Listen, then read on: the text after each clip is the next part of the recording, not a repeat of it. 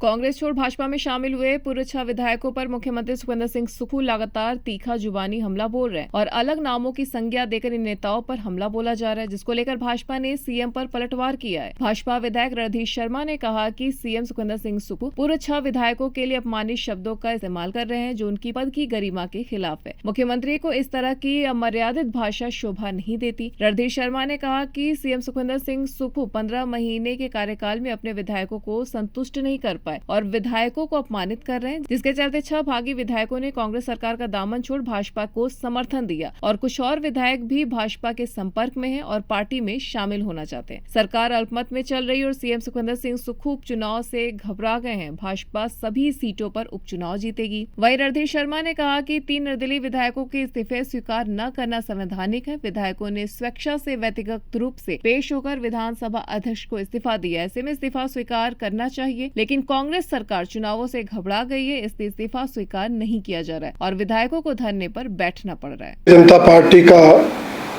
मानना है कि पिछले 1-1.5 महीने के घटनाक्रम से जो हिमाचल प्रदेश में कांग्रेस समर्थक विधायकों की संख्या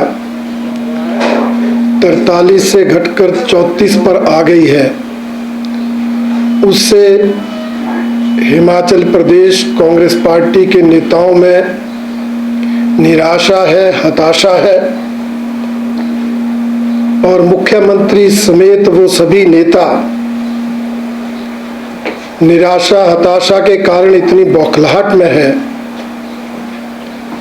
कि वो आए दिन निम्न स्तरीय बयानबाजी कर रहे हैं। भारतीय जनता पार्टी पर और उनको छोड़कर गए विधायकों पर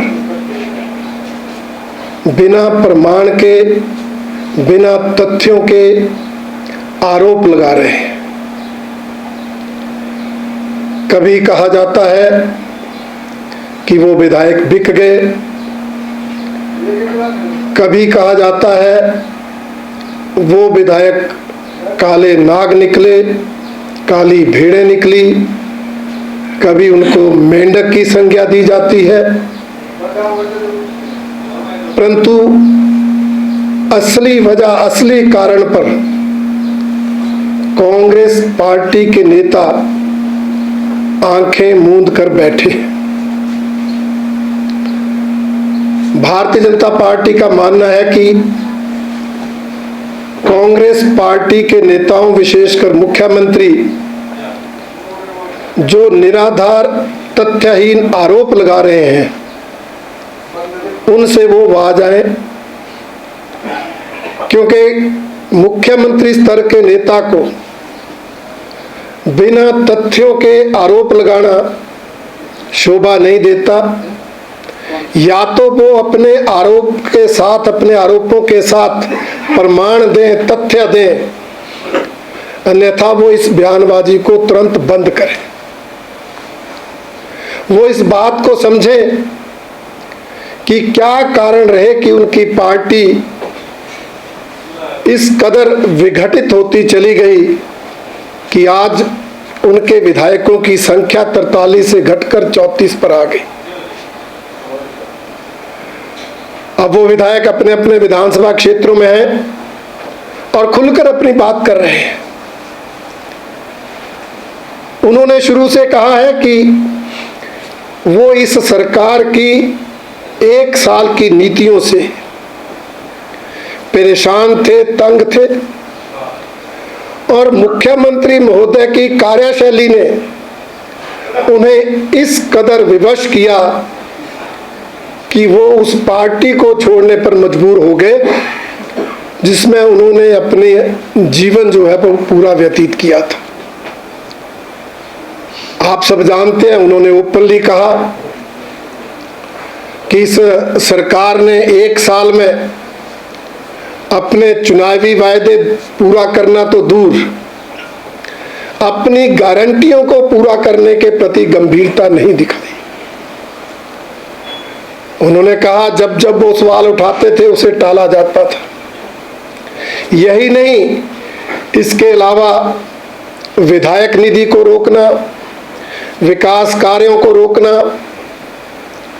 और विधायकों के माध्यम से होने वाले छोटे छोटे कामों पर भी जो है वो रोक लगा देना, ये वो कारण थे जिसके कारण वो लोग विवश हुए।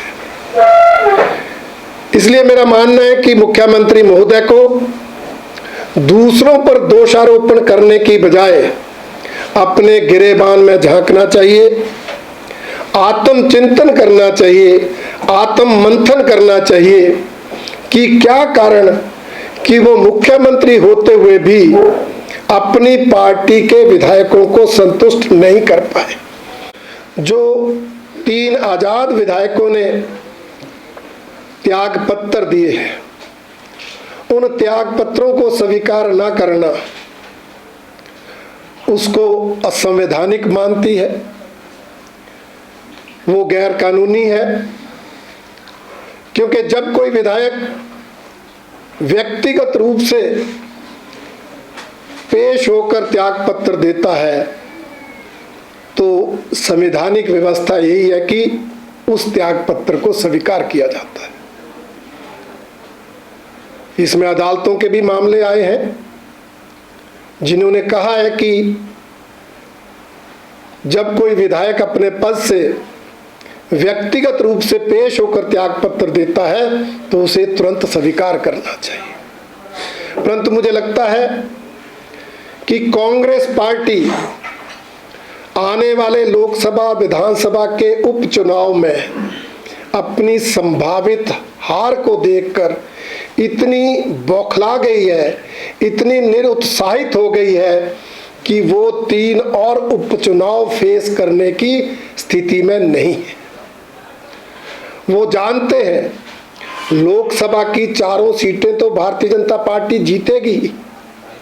जो 6 उपचुनाव घोषित हो चुके हैं वो 6 के 6 भी भारतीय जनता पार्टी जीत जाएगी और अगर ये 3 भी साथ हो गए, ये भी जीत गए तो फिर तो उनकी सरकार ही अस्तित्व में नहीं रहेगी। इस संभावित खतरे से घबरा कर, डर कर वो जो है इस त्याग पत्र को स्वीकार नहीं होने देना चाहते। इसलिए ये स्थिति पैदा हुई है कि 3 आजाद विधायकों को अपने इस्तीफे स्वीकार करने के लिए धरना देना पड़ रहा है।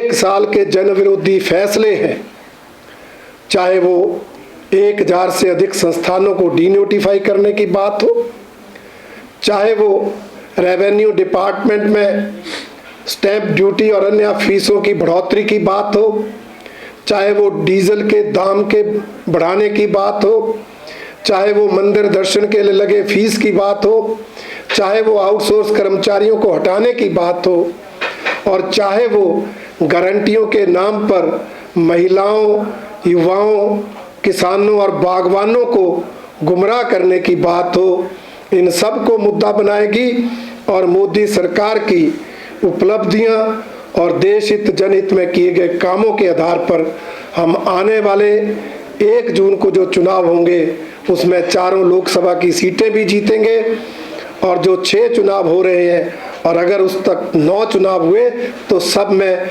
विजयी हासिल करेंगे। ये मैं विश्वास के साथ कहना चाहता हूँ कि शायद ऐसी पहली घटना है और हिमाचल प्रदेश में घट रही है, जिसके लिए हिमाचल प्रदेश की कांग्रेस सरकार, कांग्रेस पार्टी के नेता जिम्मेवार है। भारतीय जनता पार्टी का मानना है कि सरकारें आती हैं जाती हैं परंतु हमारा संविधान सर्वोपरि है। संविधान के अनुसार ही सरकारों को काम करना चाहिए और ये लोकतंत्र भी तभी जिंदा रहेगा जब लोकतांत्रिक मूल्यों की चिंता की जाएगी, उनके अनुसार काम किया जाएगा। परंतु कांग्रेस पार्टी के नेता ना संविधान की चिंता करते हैं ना लोकतंत्र की चिंता करते हैं, जिसकी भारतीय जनता पार्टी कड़ी निंदा करती है। जनता पार्टी का नेतृत्व उन सभी कार्यकर्ताओं से, पूर्व विधायकों से संपर्क कर रहा है जो लगता है कि हमारे इन 6 विधायकों को टिकट देने से नाराज है, रुष्ट है और हर दिन हमें सफलता मिल रही है, जिसको हम संपर्क कर रहे हैं वो पार्टी हित में काम करने का वायदा कर रहा है। इसलिए हमें पूरा विश्वास है कि सभी रुष्ट कार्यकर्ता नेता समय के साथ भारतीय जनता पार्टी के साथ चलेंगे और भारतीय जनता पार्टी के उम्मीदवार जिनको कमल के फूल का निशान मिला है उन सभी को जिताने का काम करेंगे।